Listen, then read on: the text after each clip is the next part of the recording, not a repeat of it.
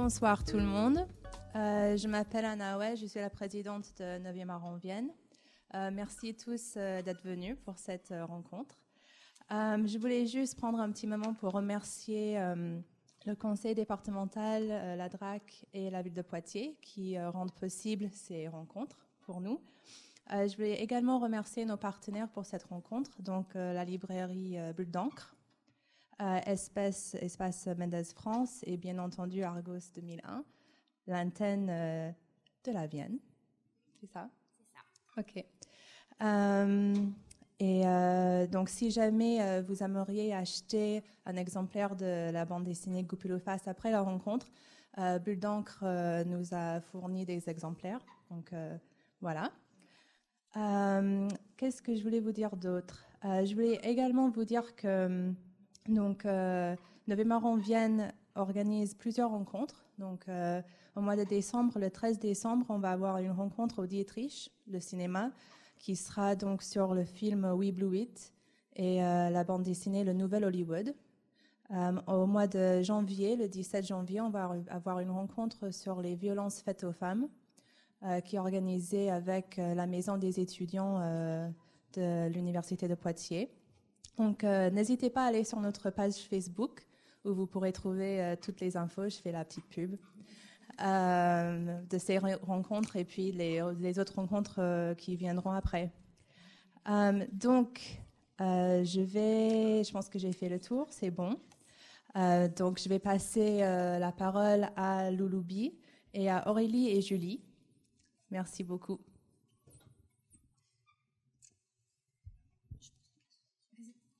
Bonjour à tous, merci d'être venus ce soir. Donc, je vais vous parler d'Argos 2001, vous présenter l'association. Donc, en fait, Argos 2001 est une association nationale qui propose une antenne dans la Vienne. Enfin, une antenne s'est montée dans la Vienne il y a près de 15 ans. Et en fait, l'objectif de l'antenne d'Argos, c'est de proposer un soutien aux malades bipolaires, aux personnes qui souffrent de troubles de l'humeur et à leurs proches, à leur famille, à leur entourage. Donc en fait, ça se présente principalement sur 2 points. On propose des réunions d'information qui sont encadrées par des médecins, donc une fois par mois avec des thèmes bien précis tout autour de la maladie, et également des groupes de parole à la fin de chaque mois, qui sont des espaces libres de partage et d'échange. Si vous avez des questions par rapport à l'association, on pourra voir ça à la fin. Vous pouvez vous renseigner sur le site Argos 2001, le site internet. Il y a une antenne, l'antenne de la Vienne est représentée sous forme de site et vous avez le calendrier avec toutes les interventions de l'association. Et également une page Facebook, éventuellement une page Twitter également, si vous voulez vous renseigner et avoir les informations. Je vous remercie. Je vais passer la parole à Louloubi. Merci.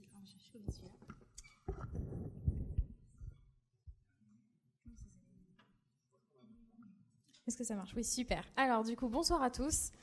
Je ne sais pas si vous avez tous déjà une petite idée de ce qu'est Goupil-ou-Face, si vous l'avez lu. Du coup, petite session de rattrapage pour ceux qui ne connaissent pas encore. Comme ça, on va pouvoir parler un peu de la bande dessinée qui fait que je suis assise ici ce soir devant vous, mais aussi de qu'est-ce que c'est que la bipolarité, qu'est-ce que c'est que la cyclothymie, puisque dans Goupil-ou-Face, je parle d'une forme de bipolarité en particulier qui s'appelle la cyclothymie et donc qui va être représentée sous la forme de ce fameux petit renard. Alors, rapidement, qu'est-ce qu'on trouve dans Goupil-ou-Face? D'abord, c'est une histoire. C'est l'histoire d'une fille qui un jour se rend compte qu'elle a un renard qu'elle n'avait jamais vu jusque-là, donc il y a la rencontre, et puis qu'est-ce que c'est, comment il fonctionne, quels sont ses besoins, quelles sont ses envies, quels problèmes est-ce que ça peut poser de cohabiter avec un renard au quotidien. Et donc on va suivre un peu leur relation qui va évoluer au fil du temps, de la rencontre, le rejet, s'apprivoiser, etc. Mais c'est aussi une histoire qui a un fond autobiographique, donc, puisque le renard représente la cyclothymie, donc une forme de bipolarité comme je vous le disais, et que je me suis basée sur mon expérience à moi de bipolaire pour pouvoir l'alimenter. Alors pourquoi j'ai fait ça? Parce que je suis pas psychiatre, je suis pas psychologue, donc ma légitimité à parler de bipolarité, c'est d'aller puiser dans mon vécu à moi, et du coup toute l'histoire va être émaillée de petites anecdotes comme ici, mes extraordinaires rencontres avec des psychiatres et des psychologues qui sont plus ou moins réceptifs. Donc voilà, c'est un peu le fil qui va donner de la véracité et au moins de l'authenticité à l'ensemble. Au moins, on ne pourra pas me dire que c'est faux puisque je l'ai vécu. Mais surtout, le plus important dans Goupil ou Face, c'est que c'est un ouvrage scientifique. J'ai énormément lu en fait pour écrire cette bande dessinée, parce que quand on m'a diagnostiqué, donc on m'a dit vous êtes cyclotimique, c'était pas la première fois qu'on me donnait un diagnostic. Les précédents n'étaient pas forcément fondés.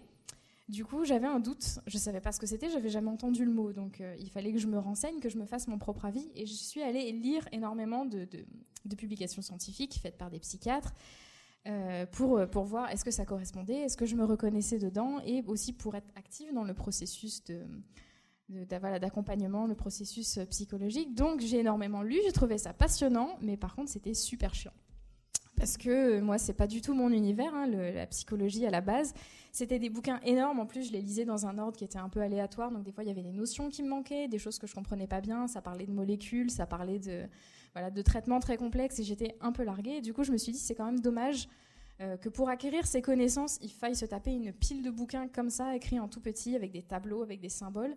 Et clairement, je pense que ça pourrait intéresser beaucoup de gens si on faisait l'effort de leur présenter de façon un peu plus ludique, parce que c'est juste passionnant. Et du coup, c'est la démarche qui m'a fait écrire Goupil ou Face, donc qui reprend toutes des données, des recherches qui sont les mêmes données scientifiques qu'on peut trouver dans ces publications-là, mais qui sont accessibles et surtout qui sont drôles, parce que bon, c'est autant en faire quelque chose de sympa. Et là où je suis vraiment très très heureuse avec ce livre, c'est que il est lu aussi bien par des gens qui sont concernés par la bipolarité, que ce soit eux-mêmes ou leur entourage, mais aussi par des gens qui sont à 10 000 lieues de là et qui vont juste se renseigner. Et c'est une rencontre humaine qui se produit en fait, de comprendre comment fonctionne une personne avec un trouble de l'humeur. Et c'est vraiment super d'avoir réussi à toucher des gens qui ne sont pas forcément concernés. Alors du coup, quand on ouvre le livre, tout est un peu mélangé en fait. Donc là, c'est une des doubles pages qui réunit un peu tous ces ingrédients, où on a à la fois une partie un peu autobiographique. Donc là, je raconte une rencontre avec 2 médecins qui étaient particulièrement peu réceptifs à la souffrance que j'avais à ce moment-là et au questionnement que j'avais. Donc ils m'ont dit, mais vous êtes beaucoup trop jeune pour faire une dépression, comme s'il fallait avoir un certain âge pour être éligible à la dépression. Du coup, j'en profite pour amener quelques faits scientifiques. Donc, ici sont les chiffres de la prévalence de la dépression en fonction des âges. Et on voit que même chez les enfants, la dépression existe et qu'elle n'est pas si rare que ça. Moi, sur ma colonne la plus haute, j'étais carrément dans la tranche d'âge où la dépression est la plus fréquente. Donc, on peut se demander quel fait il peut bien y avoir dans cette phrase qui m'a dit que j'étais trop jeune pour faire une dépression. Et puis, on a toujours l'histoire, la partie un peu narrative, fictive avec le renard. Donc, ici, je parlais des crises d'angoisse, donc qui sont matérialisées par le renard qui vient dévorer le personnage. Et ça permet de garder en même temps ce fil continu un peu métaphorique qui permet de garder le lien avec cette histoire de renard sans jamais tout à fait s'égarer dans quelque chose de ou trop sérieux ou trop autobiographique. Du coup, je parle de cyclothymie, je vais vous en dire un petit peu plus, histoire de situer. Donc il faut savoir que la bipolarité, c'est pas une maladie, en fait c'est un spectre, donc on trouve des formes qui sont très différentes. La plus connue, la plus célèbre, parce qu'on la voit beaucoup à la télévision, dans les films, c'est la bipolarité de type 1, donc qui est la forme la plus intense, donc qui se caractérise par une alternance entre des phases dépressives graves, donc on perd un peu l'énergie qui est très basse, donc c'est difficile de se lever, de faire des choses, l'humeur qui est très triste, très pesante, tout est très sombre. Et donc notre dépression, c'est une maladie qu'on connaît un peu mieux. Et donc ça s'alterne avec des phases de manie, où là on a une élévation pathologique de l'humeur, où tout va très vite, on se sent très fort, on se sent surpuissant. Donc dans les manies, il peut y avoir un certain détachement avec la réalité, où les gens peuvent être un peu dans des délires un peu étonnants pour l'entourage. Donc ça c'est la bipolarité de type 1, donc c'est le plus connu. Ensuite, il y a la bipolarité de type 2, dont on parle déjà un peu moins, qui est la même chose, mais avec des phases un petit peu moins intenses. Alors, ça reste très pathologique, mais par exemple, dans les phases les plus hautes, ça ne va pas être de la manie, c'est de l'hypomanie. Et du coup, on n'a pas ce détachement de la réalité. On a quand même une humeur très élevée et qui peut faire des choses, avoir des comportements excessifs, mais on reste quand même les pieds sur terre. Donc, c'est un peu plus difficile à repérer, à diagnostiquer, puisque c'est moins spectaculaire, j'ai envie de dire. Donc la bipolarité type 2, et ensuite on a la cyclothymie, donc qui est aussi classée en bipolarité type 2,5, et dont la particularité c'est que c'est très rapide en fait. Donc dans la bipolarité type 1 et 2, on est sur des phases qui peuvent durer des mois, voire même des années, Dans la cyclothymie, on peut avoir des phases qui durent quelques jours, voire même quelques heures, mais de façon très très intense, avec des revirements qui sont complètement inattendus et déstabilisants, autant pour la personne que pour l'entourage. Et donc on est vraiment sur une instabilité permanente, ne jamais savoir comment ça va être le lendemain, quelles ressources on va avoir, etc. Donc c'est voilà, vraiment dans la problématique de l'instabilité. Alors du coup, on en parle assez peu. Je ne sais pas si vous aviez tous entendu parler de cyclothymie avant d'être confrontés ou à la conférence ou au livre, je ne sais pas. Mais j'ai souvent des gens qui ne connaissent pas le terme. C'était mon cas aussi quand on me l'a dit. Il faut savoir qu'on a quand même à peu près 6% de la population mondiale qui est cyclothymique, d'après les études qui ont été faites dans plusieurs pays. Alors dans cyclothymique, là, j'englobe à la fois des gens qui ont un trouble cyclothymique, donc de la famille des maladies bipolaires, et des gens qui ont un tempérament cyclothymique, donc des changements d'humeur intenses, mais pas pathologiques. Et on a à peu près 2% de la population qui est bipolaire. Donc là, j'englobe aussi les bipolaires de type 1 et de type 2. Donc voilà, au croisement entre ces deux catégories se trouve le trouble cyclothymique, donc, dont parle Goupil Oufas. Alors du coup, on le connaît assez peu, malgré le fait qu'il soit répandu. La conséquence, c'est que c'est super long à diagnostiquer. Bon, toutes les formes de bipolarité, en moyenne, sont longues à diagnostiquer, souvent confondues avec d'autres choses. En moyenne, en France, aujourd'hui, c'est 10 ans, donc c'est super long. Et qu'est-ce qui se passe pendant 10 ans quand quelqu'un est atteint d'une maladie qu'il ne voit pas, quand il cohabite avec un renard sans le savoir ? Et bien, c'est juste problématique à tous les niveaux de la vie. Bon, d'abord, sur les plans professionnels, relationnels, où en fait on se retrouve, par exemple, très instable, pas pouvoir tenir une relation amoureuse dans la durée, à pas pouvoir rester dans un métier, avoir des problèmes de dépression à répétition ou des excès qui font que ça ne marche pas, mais voilà, sans le diagnostic, on ne sait pas pourquoi. Le deuxième danger, qui est encore plus grave, c'est que quand on a des problèmes et qu'on n'a pas le bon diagnostic, on peut avoir des traitements qui ne sont pas adaptés. Et certains d'entre eux peuvent aggraver la cyclothymie, en augmentant l'intensité des phases, en rapprochant la fréquence des phases, donc qui vont poser des problèmes sur le long terme, alors que ce sont censés être des traitements à la base, donc il faut faire très attention à avoir le bon diagnostic avant de s'engager dans une démarche médicale, enfin médicamenteuse. Et le troisième grand danger, bien sûr, c'est le risque suicidaire, donc on est sur à peu près 47% des dépressions cyclothymiques qui sont suicidaires, donc de gens qui vont envisager, tenter ou réussir un suicide. Donc c'est pas une maladie à prendre à la légère, malgré le fait qu'on dise que c'est une forme de bipolarité atténuée. C'est quand même quelque chose qui peut mener très loin et qui peut avoir des conséquences très très lourdes. Du coup, donc voilà, j'ai un peu fait le tour sur la bande dessinée. Moi, ma démarche ici, c'était vraiment d'informer les gens, de les emmener tiens, je crois que ça m'intrigue, je ne sais pas exactement ce que c'est. Ok, j'ai compris comment ça se manifeste, peut-être que je suis concernée ou quelqu'un de mon entourage. Du coup, j'ai aussi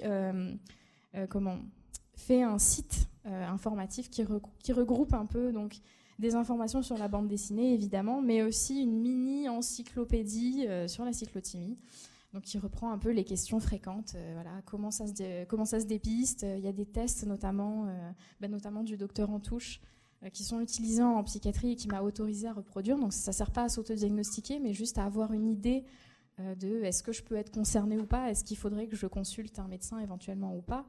Et voilà, plein de questionnements. Comment vivre avec un cyclothymique, comment est-ce que ça se soigne, quels sont les médicaments et tout. Donc voilà, ça balaye un peu toutes les bases et ça donne des pistes ensuite pour s'orienter vers des associations, vers des médecins, parce que bon, c'est pas mon rôle de diagnostiquer les gens, mais au moins de leur dire, voilà, si vous vous posez des questions, et ben ça existe. Et si vous pensez être concerné, creusez dans cette direction parce que ça fait du bien de savoir ce qu'on est.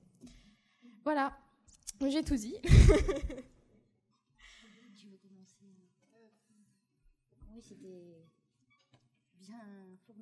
Oui, c'était bien complet comme présentation. Bon, alors moi, j'ai envie de vous poser la question que vous avez déjà eue au moins 432 fois. Pourquoi un renard ? Alors du coup, quand j'ai commencé à écrire Goupil Oufas, moi, je voyais un petit cerveau volant parce qu'en fait, je voulais juste matérialiser de façon physique la maladie et surtout la dissocier de la personne malade, parce que c'est vrai qu'on a tendance, quand on n'est pas du tout concerné, une personne bipolaire, bon, il est fou quoi. Enfin voilà, et c'est une globalité, une étiquette qui se pose sur toute la personne et qui fait que toute l'intégralité de son être est bipolaire, ce qui n'est pas vrai. Et donc je voulais vraiment dissocier la partie personnalité, les choix personnels, le libre arbitre, donc qui est représenté par la fille, et la partie de la maladie, du trouble de l'humeur, qui est représentée par le renard. Du coup, j'ai cherché un animal qui pouvait se prêter à la métaphore. J'ai pas mal cherché. Je voulais quelque chose de petit, souple, rapide, parce qu'on est vraiment dans une notion d'instabilité.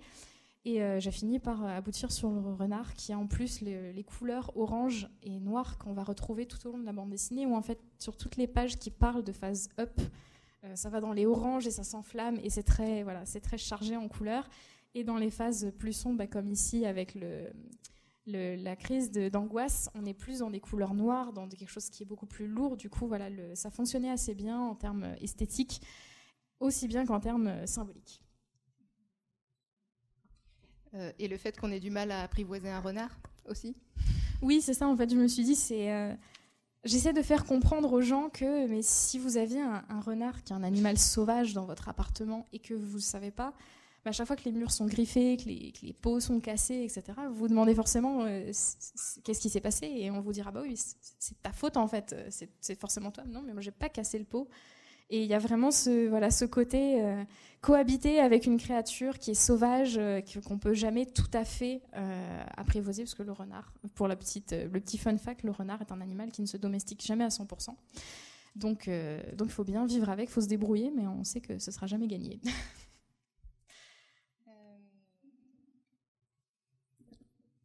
Pourquoi ? Qu'est-ce qui a été le déclencheur de cet ouvrage pour vous ? Du coup, c'est vraiment ces lectures que j'ai faites où j'ai trouvé ça super intéressant, super passionnant, mais il y avait vraiment ce pont à faire pour que ce soit accessible, pour que ce soit drôle, pour que les gens passent un bon moment à le lire. Et voilà, c'était vraiment le processus d'apporter ces connaissances scientifiques à un public bien plus large que juste les personnes qui sont concernées par la maladie, parce que les personnes bipolaires finissent par accéder à ces connaissances d'une façon ou d'une autre, elles font la démarche, mais c'est vraiment dommage que ça se limite à ce public-là qui est hyper restreint et que l'entourage puisse en profiter, qu'il y ait des difficultés à communiquer. Moi, j'ai souvent des lecteurs qui me disent voilà, moi je suis bipolaire, même de type 2, de type 1, et ma famille m'avait jamais comprise, et du coup je leur ai fait lire Goupil-Ou-Face, et maintenant on a une base, on a des métaphores pour communiquer, et on peut partir de là pour dire voilà, aujourd'hui mon renard est comme ci, ou tu comprends, c'est un peu comme dans telle scène, et ça sert vraiment d'outil en fait pour comprendre,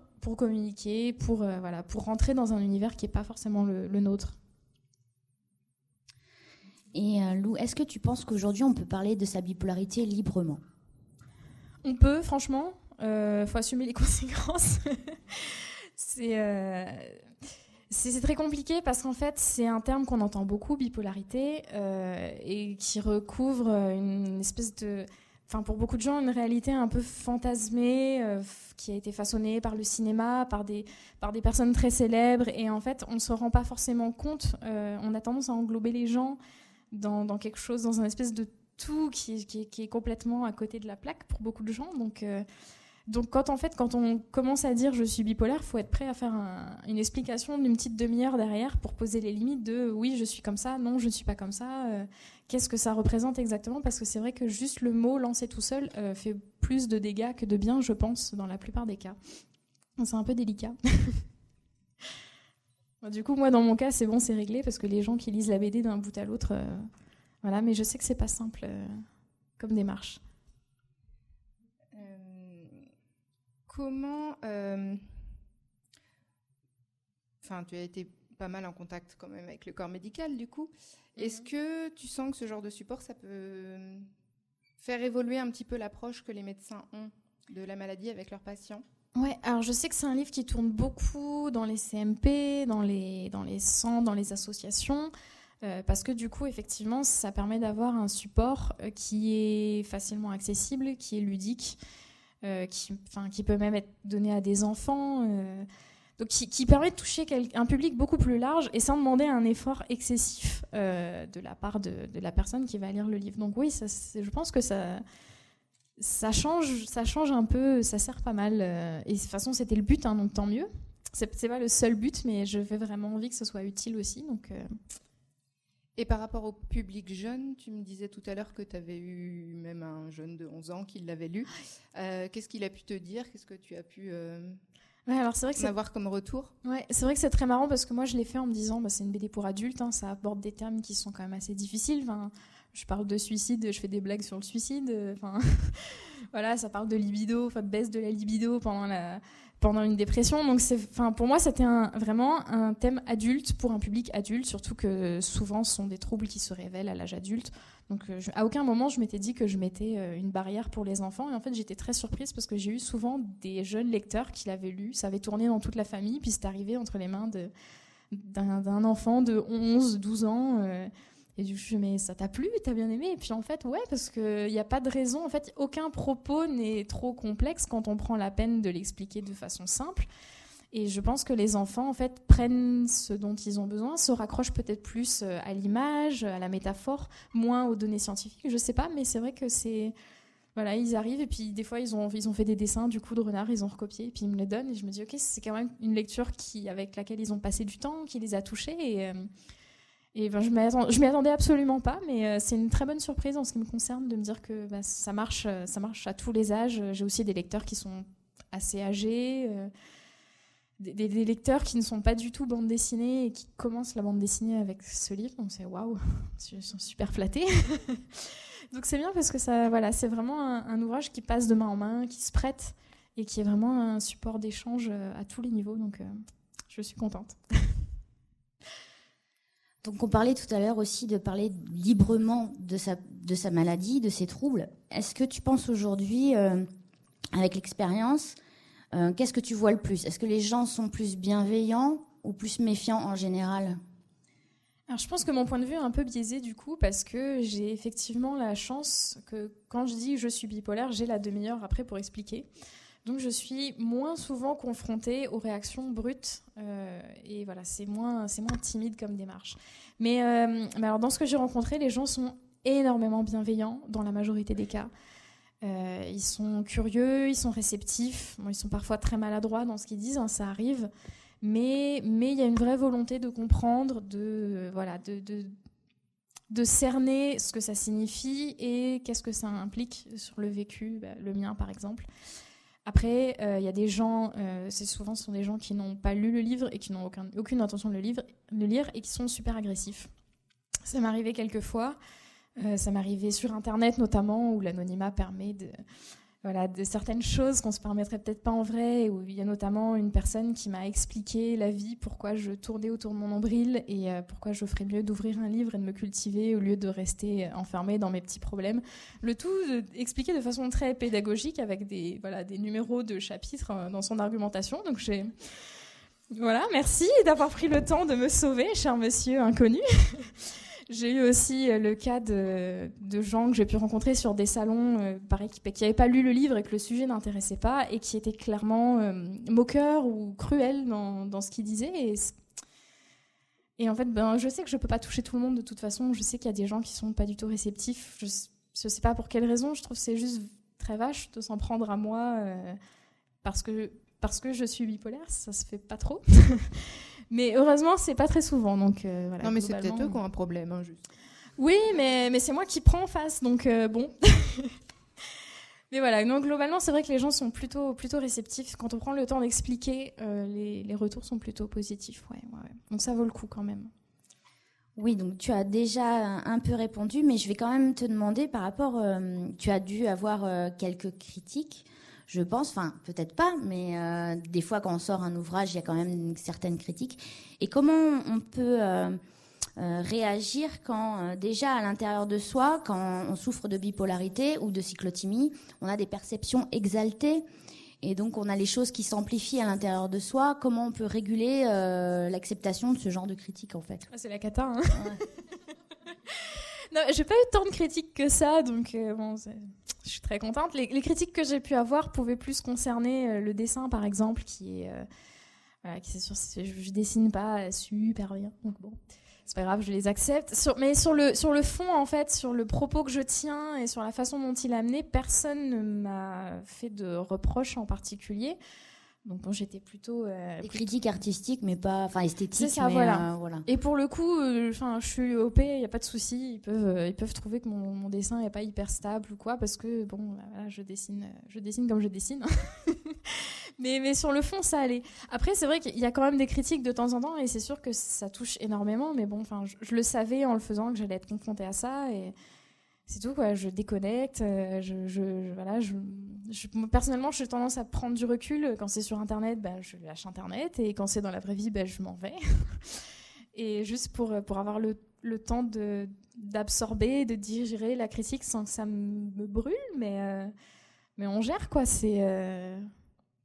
J'ai la chance d'avoir un support qui parle à ma place, et du coup je suis pas trop en première ligne. C'est ça qui est intéressant aussi dans le métier d'auteur, c'est qu'on a le temps de réfléchir avant aux propos qu'on va tenir, et de le tenir de façon plus claire. Ce serait plus compliqué, je pense, d'être conférencière par exemple, et de venir vers les gens, d'expliquer de but en blanc ce que je dis dans le livre.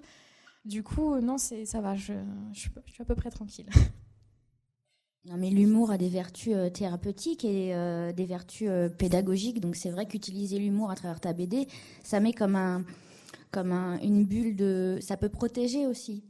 C'est vrai. Et puis ça me permet aussi de ne pas tomber dans le pathos, chose qu'on pourrait reprocher si la bande dessinée était vraiment très triste. Non, c'est moins universel aussi, parce que dire à quelqu'un oui moi j'ai beaucoup souffert, mais ça veut rien dire. La personne en face a peut-être pas la même perception des choses, elle a peut-être pas envie de me croire, alors que passer par l'humour, voilà, ça permet de se raccrocher aussi à des sentiments qu'on connaît tous, et c'est vrai qu'il y a des planches qui sont complètement second degré, tournées en dérision, alors que je suis en train de parler de suicide, mais la mort est sympathique dans la bande dessinée, enfin elle est plutôt chouette.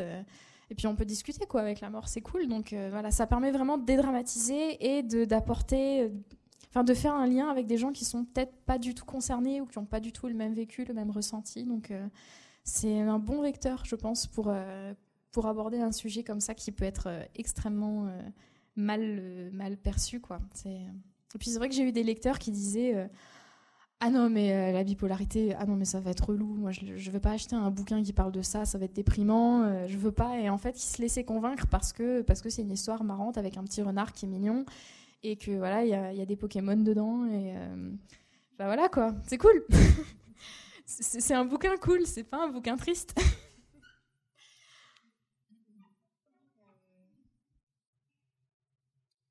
Sur le plan personnel, alors t'as pas été trop embêtée par des oh ben non, c'est pas grand chose, alors justement du fait de l'humour, du fait de dire les choses, oui, c'est pas si rose que ça. Non, c'est pas si rose que ça. Et puis en général, quand on met la carte suicide sur la table, les gens arrêtent de prendre les choses à la légère. C'est terrible de devoir en arriver là. C'est vrai qu'avant le bouquin, par contre, j'ai eu ce genre de réaction. J'ai eu des gens qui me disaient ouais, bon, en fait, on est tous un peu cyclotimiques, on est tous un peu bipolaires. Moi aussi, j'ai des hauts et des bas, et j'en fais pas toute une histoire. Donc prends-toi un peu en main, je sais pas. Et c'est vrai que bon, c'est des réactions qui sont difficiles, parce que ça minimise une réalité médicale. En fait, je sais que mon cerveau ne fonctionne pas correctement sur le plan de l'humeur, et je trouve ça terrible qu'on me dise c'est rien, débrouille-toi, genre il te manque une jambe, mais c'est rien, débrouille-toi, tu vois.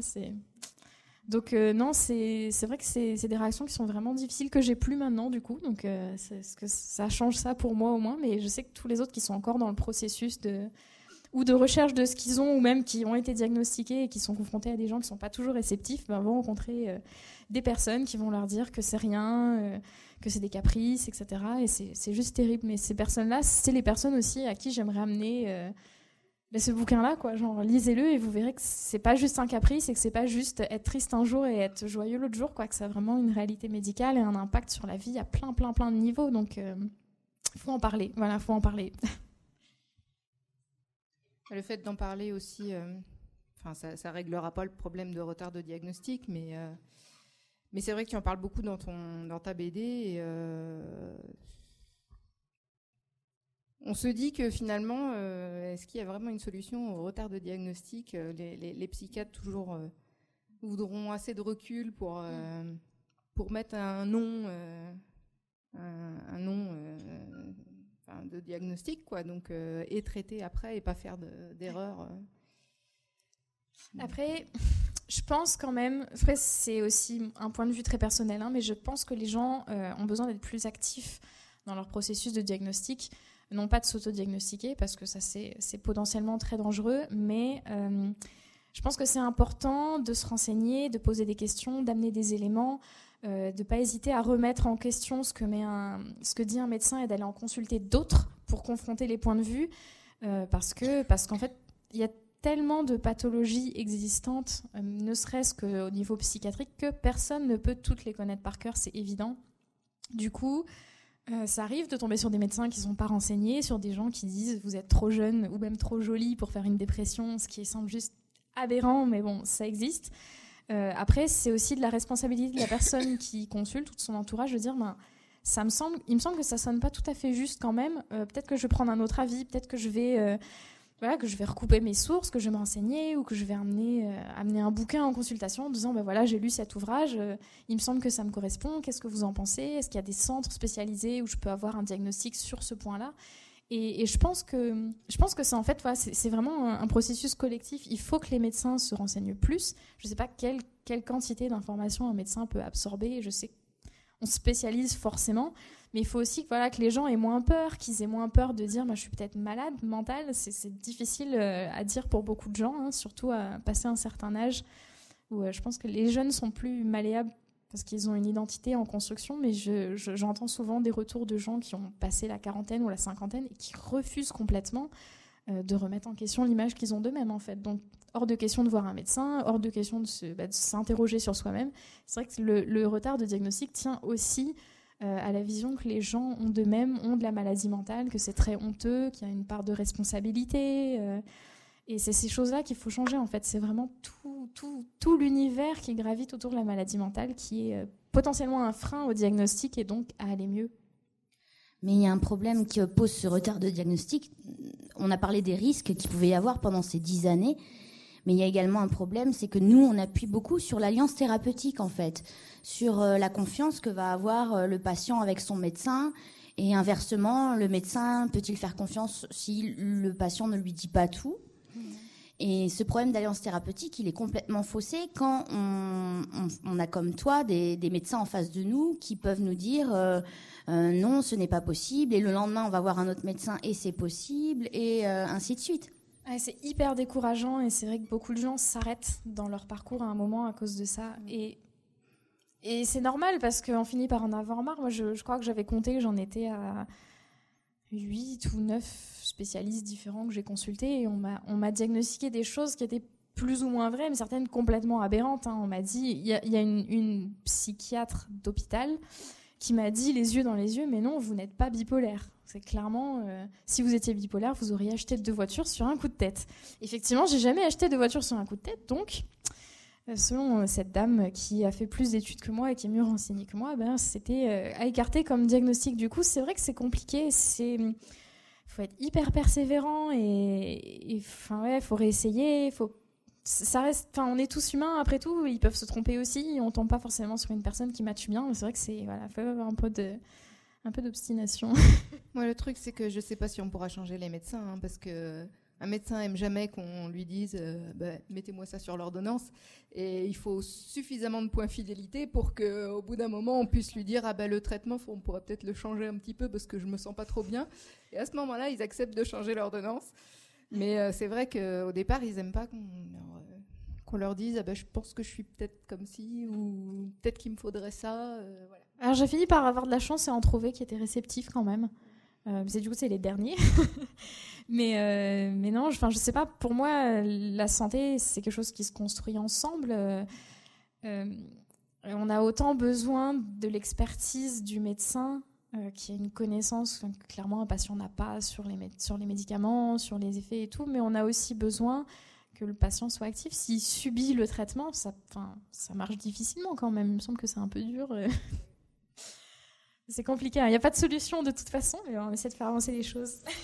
Alors, on parlait des traitements à l'instant. On peut également, je crois que tu voulais en parler des programmes d'éducation thérapeutique ou les choses qui existent, la psychoéducation, qui peuvent pallier justement et qui peuvent, associer à un bon traitement. Il y a plein de thérapies alternatives comme l'art-thérapie ou ce genre de choses qui peuvent donner du soutien et donner des clés pour avancer avec sa maladie. Complètement, ouais. C'est vrai que j'ai régulièrement des gens qui me demandent quel médicament prenez-vous parce que je veux le même en gros. Et je réponds jamais parce qu'en fait c'est tellement personnel, on n'a pas les mêmes effets, on n'a pas les mêmes effets secondaires non plus, on n'a même pas tous les mêmes besoins. L'une des choses que je dis dans Goupil ou Face, c'est que la cyclothymie, donc c'est vraiment un trouble qui est à la frontière entre le tempérament dans les formes les plus douces et la pathologie dans les formes les plus fortes, et que tout le monde n'a pas forcément besoin de médicaments dans le cas de la cyclothymie. Et c'est vraiment quelque chose qui se voit avec le psychiatre, au cas par cas, en fonction de la personne. Et qu'il y a des choses... la psychoéducation, c'est essentiel parce qu'il faut comprendre ce avec quoi on vit pour pouvoir vivre avec.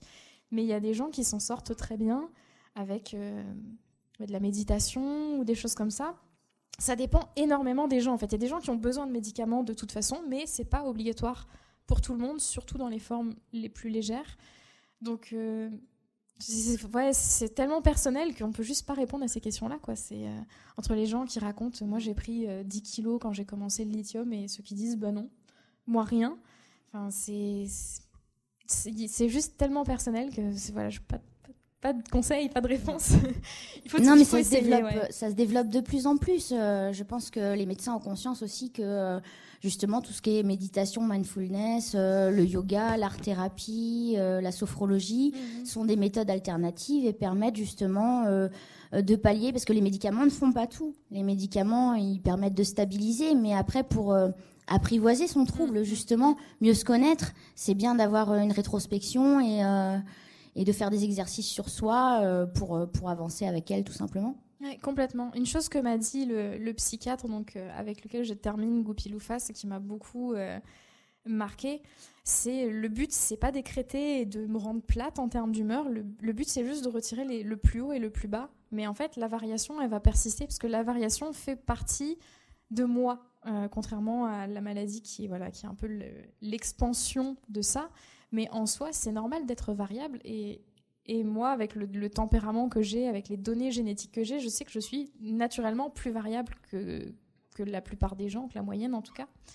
Du coup, il y a quelque chose, en tout cas dans ce qu'il m'a dit, il y avait quelque chose de très respectueux de cette essence de moi-même, où il disait, non, le but c'est que ce soit pas pathologique, que ce soit pas dangereux, que les extrêmes soient moins extrêmes, mais c'est pas non plus de me réduire à une ligne plate.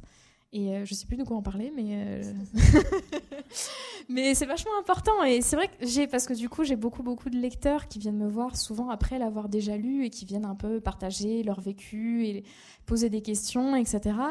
Et je rencontre fréquemment des gens qui ont peur des médicaments, qui ont peur des médecins, parce qu'ils me disent on va me lobotomiser, je vais plus être moi-même, bref, je veux pas de médicaments. Et en fait, c'est une question de dosage, c'est comme pour tout, mais c'est censé être une aide pour être mieux soi-même. C'est pas censé être changer ce qu'on est, mais au contraire, accéder plus facilement à ce qu'on est sous la maladie, sans la maladie. Et du coup, c'est sûr que si on prend à trop forte dose ou si c'est pas le bon médicament, ça peut avoir des conséquences. Est-ce que c'est vraiment très grave ? En fait, il suffit d'être attentif, d'en parler avec le médecin et d'arrêter à temps avant que ça puisse être vraiment problématique. Mais c'est vraiment une démarche d'essai, d'échec et de recommencer et voilà, d'expérimenter pour trouver le bon traitement. En tout cas, c'est comme ça que moi je l'ai ressenti et du coup, ça fait beaucoup moins peur quand on est dans une démarche comme ça, de recherche où il y a un respect de la personne qui est sous la maladie, plutôt que de dire on va tout écraser, on va en faire une personne... j'espère qu'aucun médecin ne dit ça en fait, ce serait terrible. Mais c'est vrai que du coup, dans ta BD, moi je trouve que... moi il y a un moment donné où je me suis posé la question, mais en fait, qui on est entre la personne, la personnalité de départ, la maladie qui est à côté, qui vient se greffer dessus et qui a un effet sur nos actions, notre façon de penser. Je ne sais pas si c'est la bonne formule, mais ça agit sur notre capacité à penser, à réfléchir, à tout ça. Donc, au bout d'un moment, on se dit, mais nous, on est plus les médicaments qui agissent aussi sur nos actions et le fonctionnement de notre cerveau. Du coup, on se dit, qui on est là-dedans ? Ouais, c'est vraiment très compliqué. Mais déjà, je pense, et d'ailleurs, c'est une des premières choses qu'on voit en psychoéducation, c'est de ne pas se confondre avec la maladie. De ne pas se sentir responsable de tout ce que la maladie implique. en termes d'extrêmes. Je pense que c'est un bon début. Après, c'est vrai qu'on ne peut pas complètement se détacher et la nier non plus, parce que ça fait partie de soi. Donc, je sais pas, c'est un tout, en fait. En ce qui me concerne, j'ai appris... Je sens, en fait, quand est-ce que je passe dans le pathologique ou quand est-ce que je suis dans l'extrême acceptable. Parce qu'on a tous des extrêmes. Ça nous arrive à tous d'être très heureux ou très malheureux, et c'est normal. Et je sens le basculement dans quelque chose de plus. Et pour moi, c'est là que commence la maladie. Et je trouve ça normal d'être variante dans mon quotidien, parce que de toute façon, je connais que ça. En fait, j'ai du mal à m'imaginer plus stable. Mais ça me va très bien, en fait, ça fait partie de mon identité. Par contre, ça me dérange que ça arrive dans des extrêmes où je peux plus bouger, je peux plus sortir de chez moi, je peux plus rien faire, je suis nulle, j'ai pas de talent, et de toute façon, voilà, tout est foutu. Ou à l'inverse, partir dans des projets complètement dingues, et voilà, et aller très très vite, et au point que les autres n'arrivent plus à me suivre. Et là, je sens vraiment le passage de l'extrême au pathologique, en fait. Je pose là la limite, mais je pense que c'est une question très, très personnelle. Oui, mais c'est vrai que même après, l'entourage peut se poser des questions et nous dire bah ça non, ça c'est pas normal quand même ce que tu fais. Ah bah si, ça fait partie de moi, c'est normal que je sais pas moi que j'ai envie d'aller faire les magasins, dépenser un peu d'argent, j'ai tendance à être un peu dépensière. Ouais, bon là c'est normal. Oui, ils peuvent très bien mettre des choses sur le dos de la maladie qui en fait relèvent du tempérament. Ça, tu l'expliques bien aussi, qu'on a tous un tempérament différent. Ouais, et que... ouais. C'est vrai que c'est compliqué de l'extérieur, j'imagine encore plus. Mais je sais pas, ça s'apprend. Et puis, encore une fois, l'idée de vivre avec un renard simplifie vachement les choses, parce que de toute façon, le renard, il est là, il faut bien le nourrir. Et c'est normal qu'il déborde à certains moments, parce que c'est dans sa nature de renard. Donc, il faut faire attention à lui, mais il n'y a pas non plus... On n'est pas obligé d'y mettre une notion de culpabilité, on n'est pas obligé d'y mettre une notion de c'est mal. Est-ce que c'est vraiment si grave que ça de faire une crise d'hypomanie et de dépenser trop d'argent dans j'en sais rien, des voitures pour reprendre un exemple que je déteste. Est-ce que c'est vraiment si grave que ça? Est-ce qu'on ne peut pas soit l'éviter avant, soit après coup venir réparer les choses? Ça fait partie des recettes que chacun trouve pour pallier à ces extrêmes-là, mais je sais pas, je pense que c'est voilà, apprivoiser le fait d'être malade, c'est aussi accepter que ça puisse foirer de temps en temps, quoi. Est-ce que c'est accepter sa maladie. Oui, c'est ça. Enfin, je connais des gens qui ont des problèmes de dépression, pas forcément bipolaires, mais qui ont des problèmes de dépression récurrentes et qui laissent tout tomber, qui s'enferment et rien ne va plus, dépression quoi. Et mais du coup, je pense que ce qui est vraiment problématique, c'est pas tellement de descendre à un instant T où en fait on n'y peut rien, ça arrive, c'est comme un accident, quoi. Mais c'est de s'enfermer dedans en se sentant coupable. Et en ayant aussi éventuellement la culpabilité des autres, tu fais aucun effort, tu t'en sors pas, et du coup ces gens peuvent rester plus longtemps dans un état d'enfermement et de prosternation, de refermement sur soi, alors qu'ils pourraient démarrer s'il n'y avait pas cette notion de culpabilité. Donc non, je sais pas, c'est vraiment accepter beaucoup de choses à beaucoup de niveaux. En tout cas, ton ouvrage est résolument optimiste. Et en fait, il nous montre, après lecture, qu'on peut essayer d'apprivoiser, même si on dit que le renard n'est pas un animal qui s'apprivoise, au moins là, on peut essayer d'apprivoiser sa maladie. Et en fait, est-ce qu'il est possible de rendre sa maladie moins sauvage? Oui, c'est ce que tu démontres dans le livre. Dans une certaine mesure, ouais.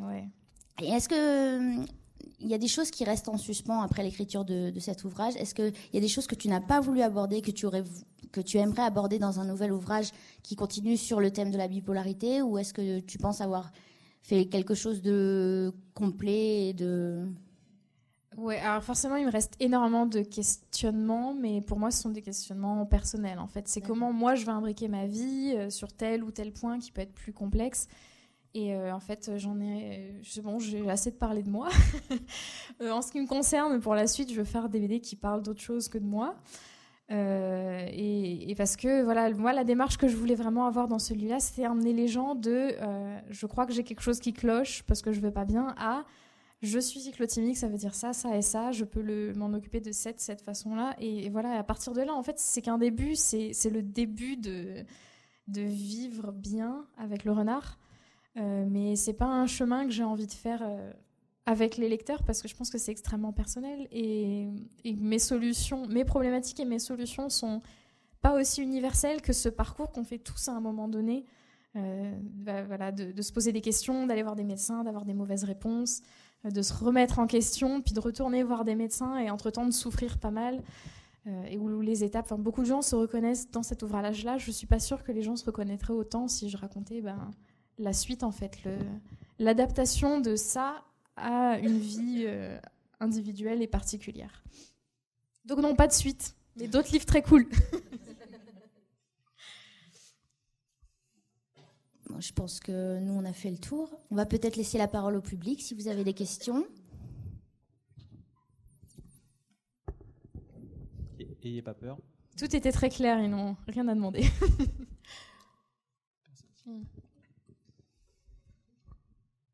Quelle place ont les proches dans ton bouquin ? Je les vois pas beaucoup. Ouais, alors c'est volontaire. Non, c'est volontaire parce que je voulais vraiment axer sur la compréhension de la maladie. Donc en fait, le seul personnage secondaire qui est vraiment présent, c'est mon compagnon, parce que c'est difficile de passer à côté. Mais en fait, il incarne un peu à lui tout seul tous les proches bienveillants pour le coup. Mais il y a quand même cette page notamment où je l'imagine avoir toutes les réactions qu'on peut avoir quand on dit « mon amour, je suis bipolaire ». Et où en fait il y a les gens très paternalistes, les gens qui rejettent, genre mais je veux surtout pas que tu files ça à mes enfants, donc ciao quoi, on s'arrête là. Et voilà toutes les réactions qui passent un peu par lui, donc c'est un peu une projection à lui tout seul de tous les proches que tous les gens pourraient avoir. Après, là où j'ai décidé de pas trop parler des proches, c'est que il me semble que j'étais pas très légitime à parler au nom de ma famille ou de mes amis. Que ça aurait été juste super vache de les projeter comme ça sous le feu des projecteurs en disant ça vous l'avez bien fait, ça vous l'avez mal fait. Je pense que je suis plus à l'aise avec cette démarche en ce qui concerne les médecins parce qu'ils sont complètement anonymes, mais j'ai pas envie que j'ai des parents, des cousins ou des amis qui se sentent visés, qui se sentent malmenés par un livre parce qu'ils n'ont pas de moyens de se défendre en fait. Donc j'estime qu'en tant qu'auteur, c'est mon devoir aussi de les protéger, de les mettre à l'écart, c'est leur vie personnelle en fait. Voilà, ça reste donc très théorique, mais c'est pas que c'est pas important.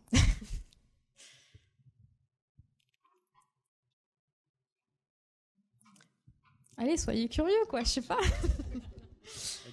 Du coup, je vais en poser une. Tu as dit qu'il n'y aurait pas de suite, mais qu'il y avait plein d'autres BD cool qui arrivaient. Est-ce que tu peux nous en parler ?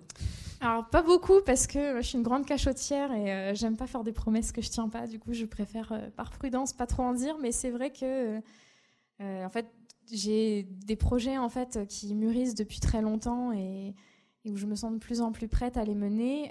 Où d'un côté, j'ai envie de continuer dans cette démarche de me renseigner sur un sujet pour en faire après une bande dessinée qui soit fun, qui soit intéressante, qui soit ludique à lire. Et du coup, j'ai envie de continuer, pas forcément des BD didactiques, parce que ça peut être des histoires, mais j'ai envie de continuer ce travail d'enquête pour en faire des bandes dessinées qui ont un fond, un aspect documentaire. Et alors d'autre part, je ne sais pas si vous l'avez compris, mais j'aime pas beaucoup dessiner. Je me sens très limitée en fait dans mon dessin parce que je sais faire ça et je sais pas tout faire. Et alors du coup, ça m'intéresse beaucoup de travailler avec des dessinateurs et c'est vrai que je commence à avoir des projets en collaboration avec des dessinateurs où je vais moi plus m'occuper du scénario et où ça m'intéresse énormément de développer des histoires, notamment des mythes. J'ai envie de réécrire un mythe. Donc le mythe d'Orphée, en rebasculant tout dans un univers très différent. Et j'ai un illustrateur qui est prêt à me suivre là-dessus. Donc c'est au tout début encore, mais j'aimerais bien que ça voie le jour. Donc voilà, dans des genres très différents. Mais c'est vrai que je suis pas l'âme d'une dessinatrice en fait. C'est quelque chose qui peut paraître un peu étrange vu que c'est mon boulot. Mais ce qui m'intéresse dans le dessin, c'est vraiment plus le fait de pouvoir communiquer. En fait, je me dis, si j'avais fait ce livre Goupil ou Face en roman, beaucoup moins de gens l'auraient lu et il circulerait beaucoup moins parce que ce serait moins abordable. Du coup, le fait de faire des dessins, ça rend les choses beaucoup plus sympas, beaucoup plus universelles. beaucoup plus marrante, et donc j'aime bien. Mais c'est vrai que je suis moins dans une démarche esthétique dans le dessin. Pour moi, c'est vraiment un vecteur de communication. Donc si d'autres gens peuvent faire la partie esthétique pour moi, je prends.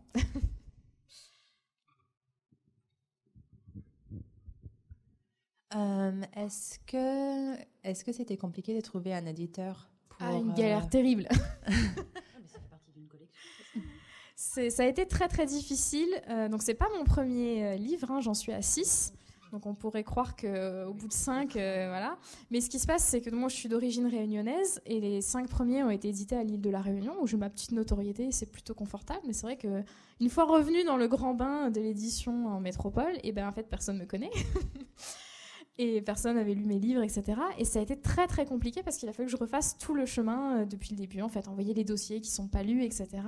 J'ai eu la chance d'être financée par le CNL. Donc je me suis dit, bah, cool, si le CNL croit en mon projet, c'est qu'il y a bien un éditeur qui va le prendre. Et ben non.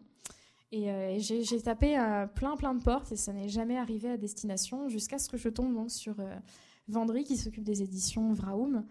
Et qui m'a répondu du jour au lendemain. Il m'a appelé, il m'a dit « C'est super, est-ce qu'on peut se voir pour en discuter ?» Et c'était 1 an après mes démarches. Enfin, ça faisait 1 an que je galérais, que je ne trouvais pas d'éditeur. Donc ça a été difficile, même émotionnellement, de ne pas avoir de réponse le plus souvent. C'est même pas des rejets, le plus souvent, c'est juste ça tombe dans le vide.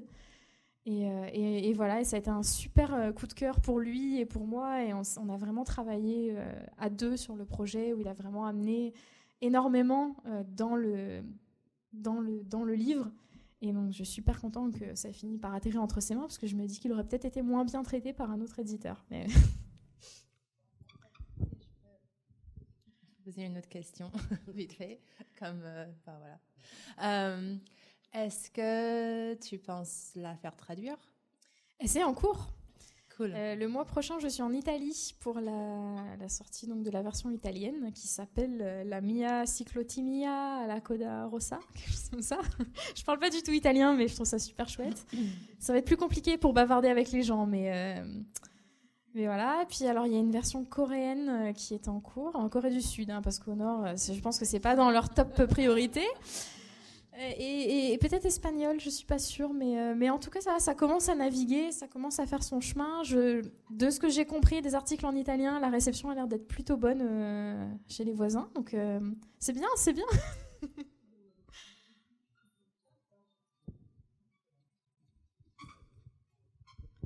Est-ce que écrire cet ouvrage t'a permis de canaliser le renard, et quelle place a-t-il encore aujourd'hui? A-t-il la même place qu'avant? Alors de canaliser, pas du tout. En fait, j'ai même failli laisser tomber parce que je l'ai pas fait pour moi. Je l'ai vraiment fait dans un but de psychoéducation pour le public. Et je me suis dit à plein de moments, mais en fait, j'en ai pas besoin. Je vais être super exposée. J'ai pas envie d'être exposée, en fait. J'ai eu des moments un peu difficiles d'ailleurs parce que des fois, la réception est un peu compliquée et j'aurais préféré être tranquille. Donc non, ça n'a pas tellement canalisé. Par contre, ce que ça change, c'est que maintenant, je sais qu'à chaque fois que je vais sur un salon, à chaque fois que je vais dans un festival, tout le monde sait que je suis bipolaire. C'est quand même pas toujours évident, mais ça fait un sujet de conversation intéressant. Ça occupe au dîner. Non, mais je me suis posé plein de questions, notamment pendant l'écriture. Je me suis dit, la prochaine fois que je postule pour un job dans une boîte, ils savent qu'ils vont recruter une personne qui a une maladie mentale. Et je ne suis pas sûre que ce soit un super atout quand on postule, surtout que ça ne se voit pas forcément. Donc j'aurais pu le cacher sans problème, au moins le temps de l'entretien. Et je me suis dit, mince, je suis un peu en train de me tirer une balle dans le pied. Donc j'ai intérêt à être une super bipolaire après, parce que sinon, ça va être un peu compliqué. Bon. Globalement, ça va. Les gens sont plutôt waouh, quel courage, plutôt que de dire ah non, on veut surtout pas d'une personne malade, c'est une catastrophe. Voilà. Peut-être que je remplis les quotas un peu aussi, je sais pas. Mais en tout cas, voilà, je préfère le prendre avec humour.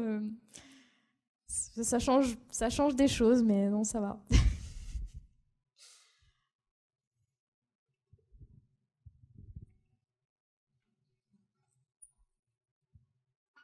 Merci. J'aurais simplement voulu savoir à partir de quel âge vous avez commencé à vous sentir différente. Je sais pas, je pense que tout le monde se sent différent, donc je sais pas, j'ai eu beaucoup de mal à démêler. Je sais que les troubles ont commencé pour moi vers 16 ans. Mais c'était vraiment un problème de dépression en fait à la base. J'avais pas du tout identifié de phase haute ou d'humeur variable ou quoi que ce soit parce que je pensais que pour moi tout le monde était pareil. Par contre, les dépressions étaient problématiques, étaient récurrentes et étaient de plus en plus sévères au fil des années. Et voilà, pour moi, c'est ça, vers 16 ans. Mais alors, ce qui est assez étonnant, c'est que vers 16 ans, j'ai fait une dépression, je m'en suis pas rendu compte, en fait. C'est plus tard, quand c'était devenu un problème évident et vraiment très lourd, qu'en revenant en arrière, en relisant les choses que j'avais pu écrire à cette époque, je me suis dit, bah, ok, c'est celle-là la première. Elle était plus légère, parce que c'était la première, mais je pense que c'est là à peu près que les troubles sont apparus. Voilà.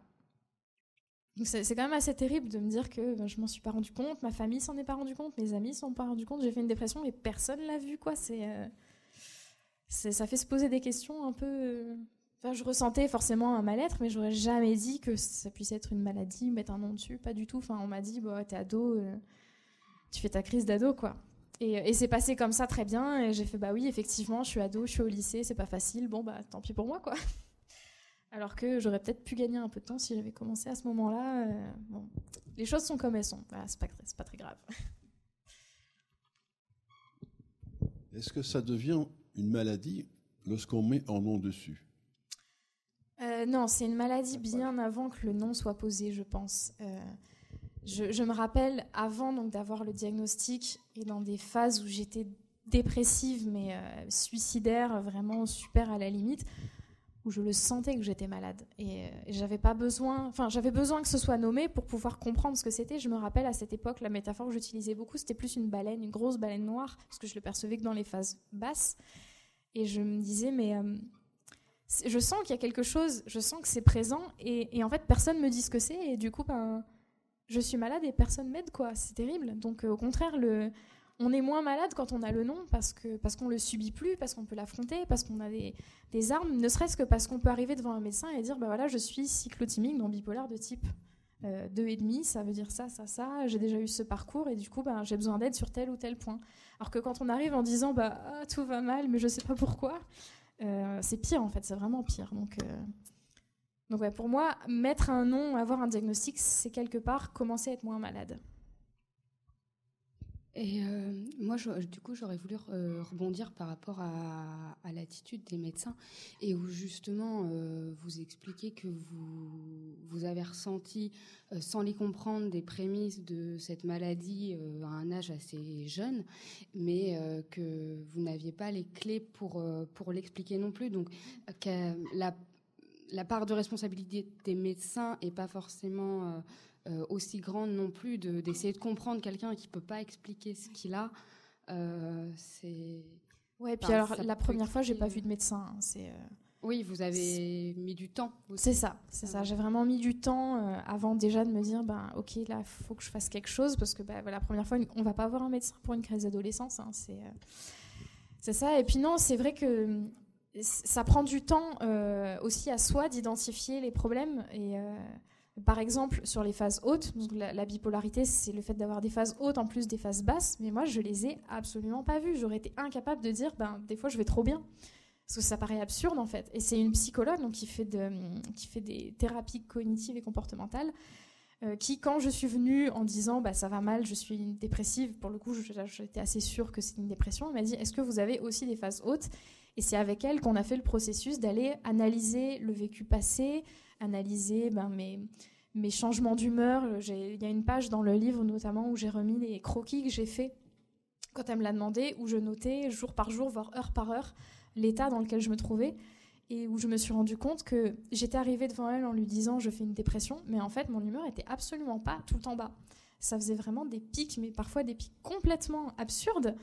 Et qui ne s'expliquait pas dans le cadre de l'image que j'avais d'une dépression où j'imaginais fond du lit 3 mois et on ne bouge plus, quoi. Et en fait, moi, ce n'était pas mon cas. J'avais des phases très très basses et puis tout d'un coup un pic vers le haut.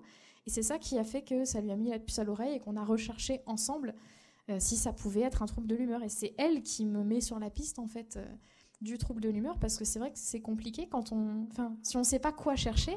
Quand on est médecin et que quelqu'un arrive pendant un quart d'heure en face de soi en disant je suis triste, forcément on pense pas forcément à tout le panel de raisons qui peut faire que c'est une dépression. Donc c'est vrai qu'il faut être suffisamment renseigné du côté du professionnel de santé, psychologue, psychiatre, pour poser ces questions-là, pour dire est-ce que vous n'auriez pas aussi des phases hautes ? Ah bah ouais, peut-être. C'est vrai que je me rappelle de cette période où j'étais un peu haute, et puis c'est vrai que hier j'allais super bien alors que je suis quand même dépressive. Donc effectivement, on va creuser de ce côté-là et on va essayer d'identifier la problématique. Donc c'est pour ça que je dis que c'est une responsabilité partagée en fait. On fait le parcours avec les médecins. C'est pas les médecins qui vont venir nous chercher dans notre mal-être et nous dire hop, telle étiquette, voilà.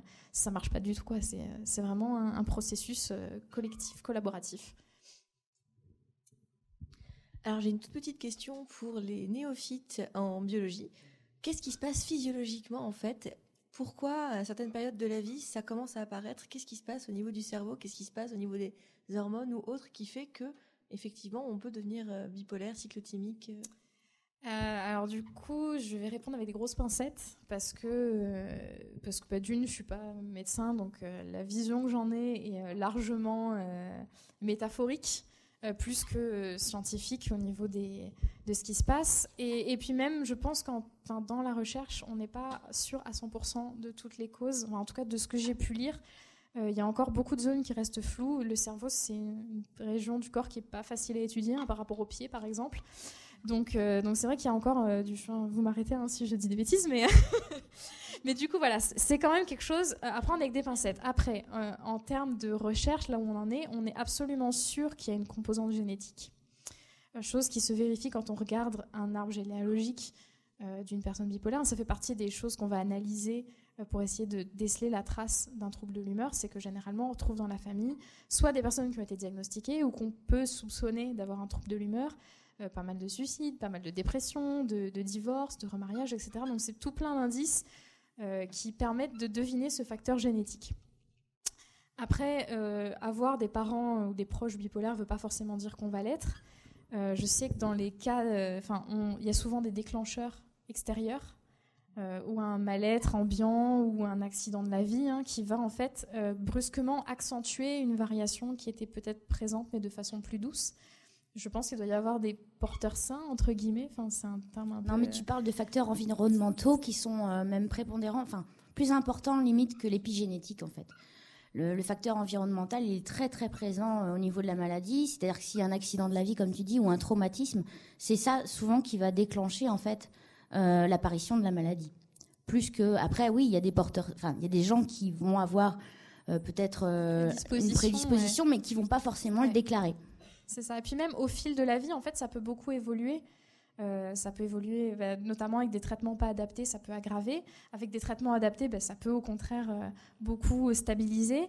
Je sais qu'il y a des gens, des histoires de gens qui racontent que après la grossesse, ça s'est déclenché ou ça s'est aggravé ou que avec l'âge, les troubles sont de plus en plus présents. Donc c'est vraiment une maladie qui évolue avec le temps, qui peut évoluer de façon positive ou négative selon ce qu'on en fait, selon les cicatrices que ça laisse aussi, parce que quand on est bipolaire et qu'on gère pas bien et que du coup on perd son boulot, on perd son conjoint, on se retrouve seul, forcément c'est plus difficile à gérer et ça peut s'aggraver. Alors que si on est bien entouré et si on est si on se stabilise aussi sur un plan professionnel, relationnel, qu'on est bien avec soi-même, on a plus de chances que les troubles s'adoucissent avec le temps.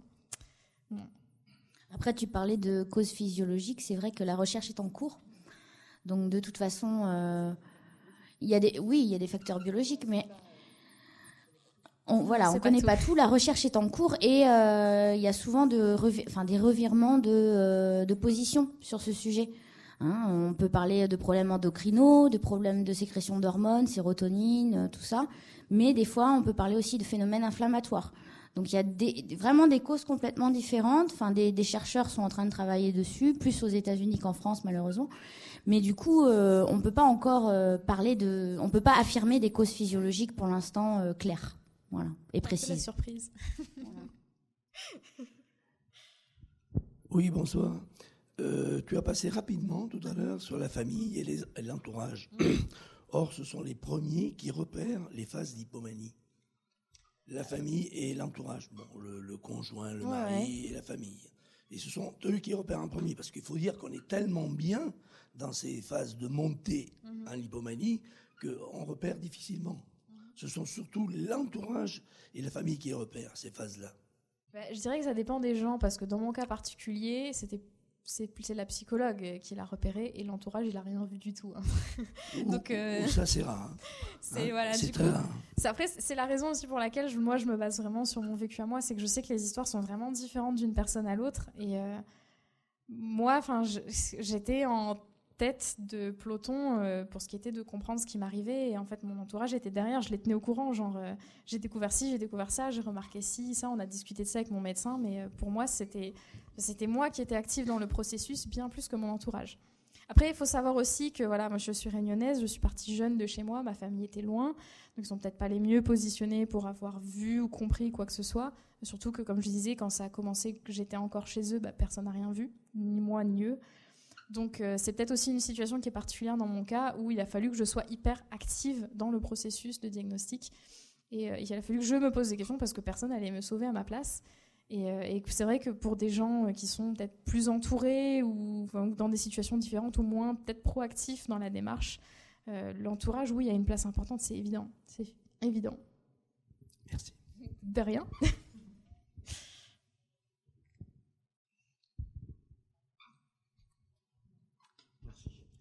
Oui, moi j'aurais voulu savoir, en tant que bipolaire ayant un fils qui pourrait être diagnostiqué pareil, qui est dans le déni, et quelle approche on pourrait avoir pour qu'il puisse consulter un médecin, puisque étant dans le déni, il ne veut pas, quoi. Ouais, je sais pas si je suis... Ouais, voilà, faut lui faire lire le bouquin. Non, c'est vrai que ça a marché pour certaines personnes qui l'ont lu et qui se sont... Parce que c'est ce que je disais tout à l'heure, en fait, dire « je suis malade mentale », waouh, c'est chaud, quoi. C'est super chaud à accepter. Le fait de passer, de comprendre les choses, de voir les choses par un autre aspect, en passant par un rapport avec un renard qui est personnel, dans lequel on peut investir vachement de ce qu'on est, c'est peut-être plus doux. Je sais pas, en fait. Je sais pas du tout. Je sais pas.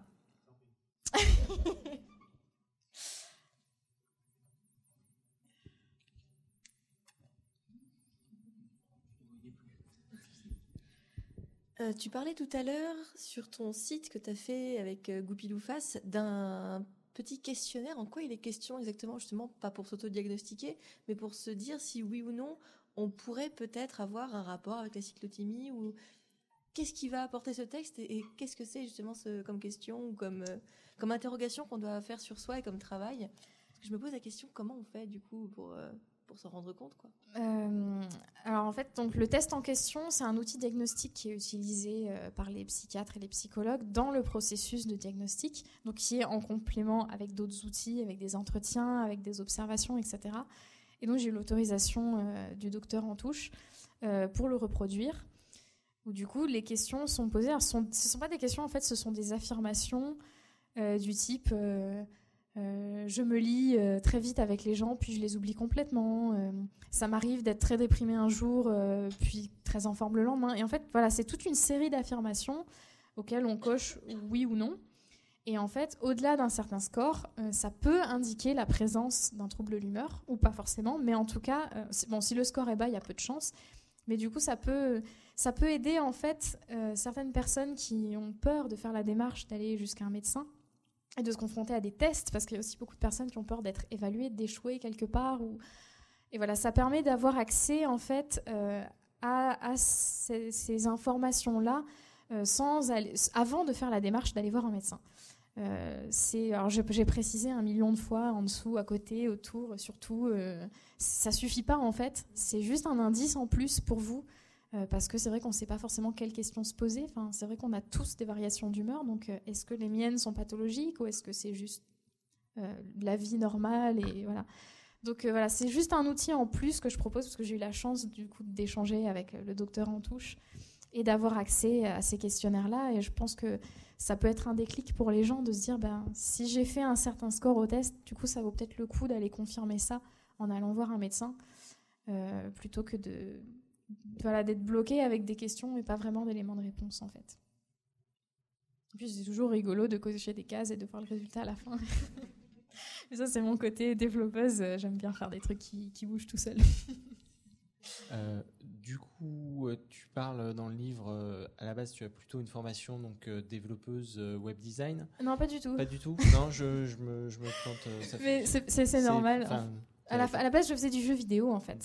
Mes études, c'était du jeu vidéo et pas du tout du côté développement, ni du côté graphisme. J'étais dans la conception, donc les règles du jeu. Par exemple, si je concevais un Monopoly, ce serait qu'est-ce qui est écrit sur les cartes, comment on positionne les cases, quel est le prix des maisons, voilà. Ce qui fait que le joueur s'amuse, en fait. Chose que je pense que j'ai gardé un peu dans ma façon de concevoir des livres. C'était là que je voulais en venir, parce que il me semblait que tu n'avais pas une formation de bande dessinée à l'origine. Et en lisant ce livre, j'ai trouvé vraiment que l'utilisation des codes de la bande dessinée pour le côté didactique et pédagogique était vraiment, vraiment bien vue. Et savoir quelles étaient tes influences à ce niveau-là, qu'est-ce qui t'avait influencé pour mettre ça en forme? Alors, comme beaucoup d'auteurs de BD, je lis très peu de BD parce que j'ai pas les sous et pas le temps. Mais bon, forcément, voilà, j'ai lu. J'aime beaucoup ce genre de BD, les BD médicales, les BD didactiques. Donc entre Scott McCloud et comment elle s'appelle, Zviane, qui est québécoise, qui fait aussi des chouettes BD didactiques. C'est vrai que j'en ai lu pas mal, mais en fait, pour comprendre mon rapport à la bande dessinée et au dessin, il y a un élément qui est super important. Il y a 9 ans, j'ai fondé sur Internet un site communautaire où les gens font du dessin, de la bande dessinée ensemble. En fait, on est tous dans la même histoire, chacun va jouer un des personnages et en fait, on interagit comme ça, en live, on improvise. C'est pas nécessaire de bien dessiner, c'est beaucoup des amateurs qui sont là, beaucoup des gens plus jeunes que moi, parce qu'il faut avoir le temps quand même de faire ça. C'est un loisir qui est très, très chronophage. Et du coup, à l'heure actuelle, il y a à peu près 2000 dessinateurs du monde entier qui sont inscrits dessus et on fait une centaine d'images qui sont postées chaque jour. Et en fait, pour moi, c'est vraiment de là que vient mon rapport à l'image didactique parce que du coup, comme j'ai fondé le site, j'ai aussi énormément encadré les gens et j'ai essayé de leur apporter des choses. Alors du coup, j'ai appris en même temps qu'eux pour pouvoir leur proposer pour qu'un topic soit compréhensible et que les gens aient envie de participer derrière, il faut que les règles soient claires, il faut que l'introduction soit jolie, c'est vraiment tout un ensemble de choses que j'ai apprises en essayant de communiquer par le dessin avec des gens qui n'étaient pas dans la même pièce que moi via Internet. Et donc, le forum dessiné, c'est mon chez-moi virtuel, en fait. C'est là où je partage avec les gens, c'est là où je passe énormément de temps, c'est là où je m'entraîne pour mes prochaines BD, où je me dis, OK, là, il faut que j'apprenne un peu la couleur, donc je vais profiter, je vais faire des histoires en couleur parce qu'il n'y a pas d'enjeu, il n'y a pas de pression, et du coup, ça me permet de tester plein de choses. Et voilà, je pense que c'est ça, en fait, qui a forgé le plus mon identité en tant qu'auteur. Je dessine avec les gens, en fait, tout le temps. Enfin, ça fait 9 ans, j'ai posté plus de 7000 dessins sur le forum, j'en fais tous les jours. Enfin, c'est comme un univers virtuel auquel j'ai accès par le dessin et qui me pousse à beaucoup prendre en compte la personne qui est derrière le livre, derrière l'écran, le lecteur, la personne qui va me répondre. Parce que si je veux qu'il y ait un échange, faut que ce soit cool pour la personne d'en face aussi, quoi. Il suffit pas juste de déposer mes idées et maintenant vous pouvez les lire et vous pouvez contempler ce que j'ai pensé. Non, ça marche pas. Il faut vraiment qu'il y ait une construction, que ça donne envie d'être lu, que ça donne envie qu'on réponde. Et voilà, c'est ma maison. Une dernière question peut-être? Non. Bon. Merci beaucoup. Merci à vous. Merci à tous.